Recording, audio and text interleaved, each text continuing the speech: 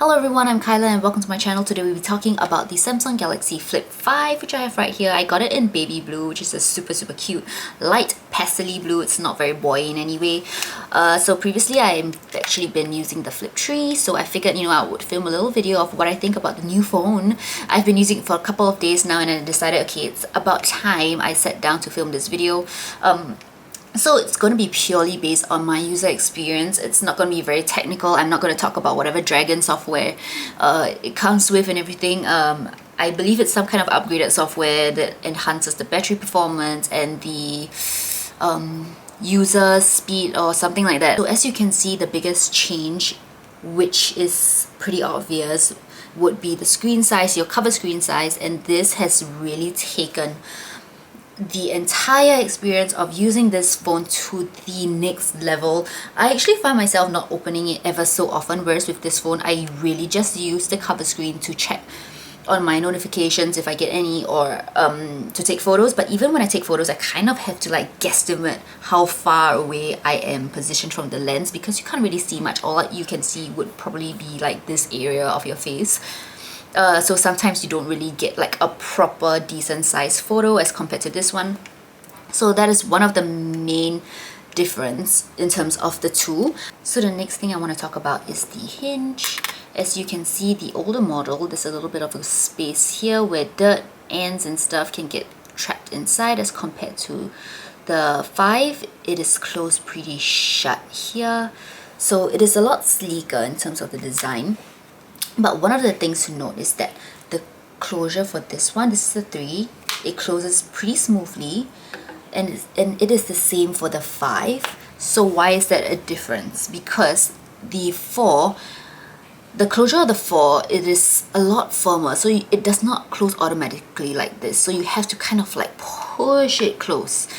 So they kind of reverted back to the same kind of closure that they did for the 3, which I guess they found to be more user-friendly. Which is great for me because I skipped the 4. So that is another difference that I've noticed. So here I've actually downloaded an app called Good Lock. So with this app, you can actually toggle between your different apps by using this widget called Good Lock. If you don't download this app, you basically have to just use the pre-made widgets that came with the phone, which is honestly not too bad in my opinion. It comes with like your recently contacted list, and then your calendar, recently contacted, alarms, and things like that. It's really easy to use. But I found that when I downloaded this Good Lock app, it is actually by Samsung, so when I downloaded it, I am able to do a lot more with my phone, like browsing through Facebook, Instagram, Chrome, whatever you want, really. Whatever apps that you want to use on your cover screen, you can even play games on it.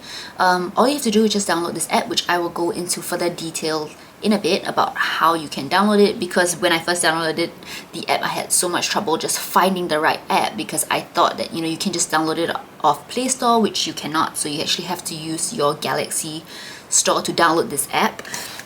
So it made using this cover screen a lot more useful, because I can just do so much more things with it. So I will just go through with you how you can use and download this app right now. Okay, so now that we're in our Samsung store, Galaxy store, you have to just download this Good Lock app.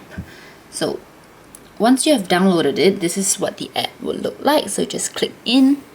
So over here you have 2 buttons here, Markup and Live Up. All you would like to do is go to the Live Up option and select multi-star, which is the thing right here, and then make sure you click this thing is on, quick launch of multi-window.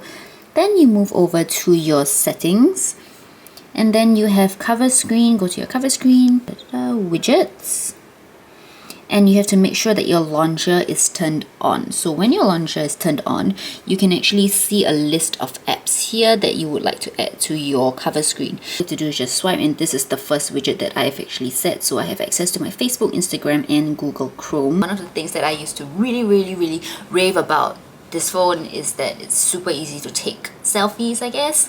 I don't want to sound so bimbotic, but yes, if you want to take like selfies or anything like that, this phone is really good, because you don't even have to like get a tripod or anything. You can just push this part up here, and then you can actually use this screen as like a viewfinder.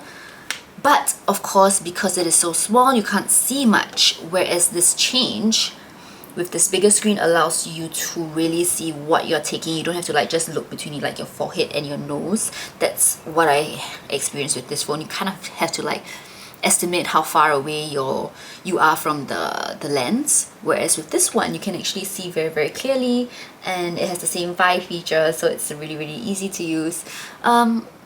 This is what I mean, you know, you can see the entire screen as compared to this phone where you are really limited in terms of like the things that you can see. So that's pretty much it. I hope you enjoyed watching this video, and if you did, don't forget to like and subscribe. Till next time, bye!